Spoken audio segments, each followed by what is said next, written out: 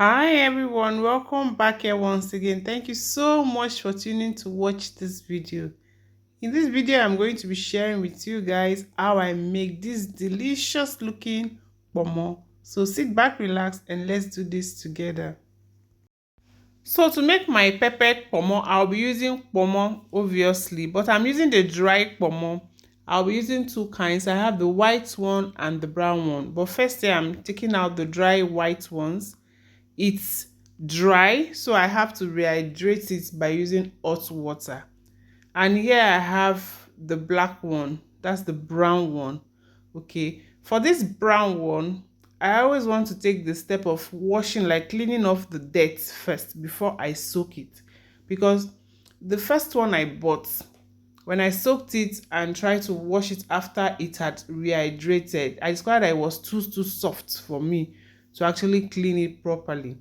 So what I do now is use my iron sponge. Even with fresh pomo, the best way to clean it is to use your iron sponge. It cleans it quicker and way better. So I just took that to the zinc and I cleaned it out, scrubbed the front and the back, and this is what it looks like. So now we are going to just soak. I couldn't do the same to the white one because of how the white one is like. It's like very folded. I can't go into it. So I'll clean that after it has been rehydrated. So what I want to do now is like soak them in hot water overnight. This is like late in the night because I'll be making the pomo the next day. Obviously, if you're using the fresh pomo, you skip this process. Just clean your pomo and go straight into cooking.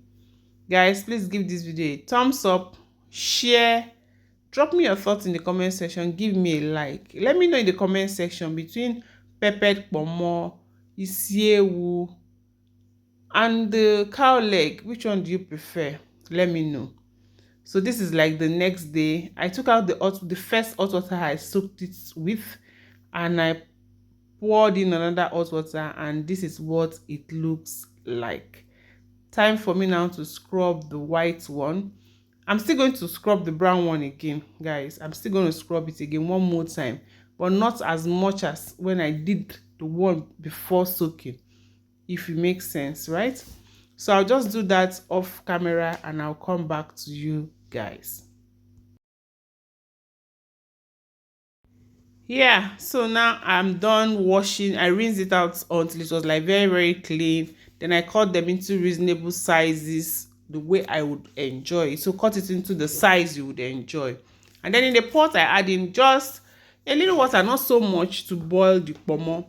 Why I'm doing this process is to enable the pomo have taste. So I added in salt, seasoning cube, and we are going to cook until the water is like dried into the pomo, so that when you're eating your pomo, not only is the sauce going to be tasteful, but the pomo itself will have taste.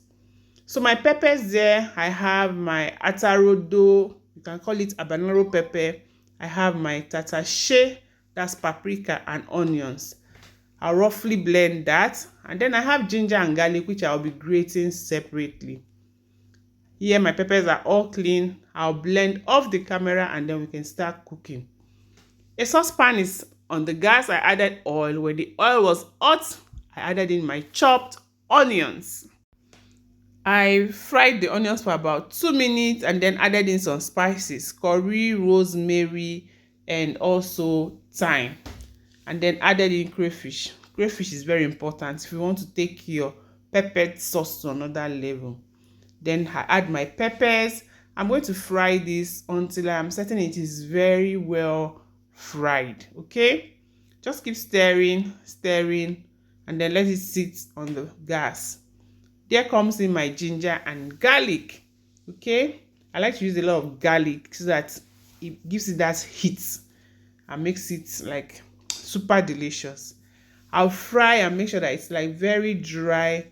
Seasoned again with salt and seasoning cube, just a little bit of it, because we are not having any stock water from the pomo. Okay, and then we'll let that fry for about 10 to 12 minutes and we'll come back to it. Here it is, our pepper is ready. Okay, so because the pomo is not so much, I just turn the pepper into the pot where we have the pomo, and then we are going to mix it all up. So I mix while the gas is still on. We are going to let this cook for another 3 to 4 minutes, guys. And then to take this ponmo to a very different level where you're going to enjoy it when you're drinking your wine or beer or pami, we added in utasi. It takes it to another different level. The utasi is a frozen one, so I like it cook for 2 minutes before I added in the fresh sliced onions, and then our ponmo is ready. Guys, if you've watched to this point, thank you so much. I will see you all in another video. Let me enjoy my ponmo. Bye bye.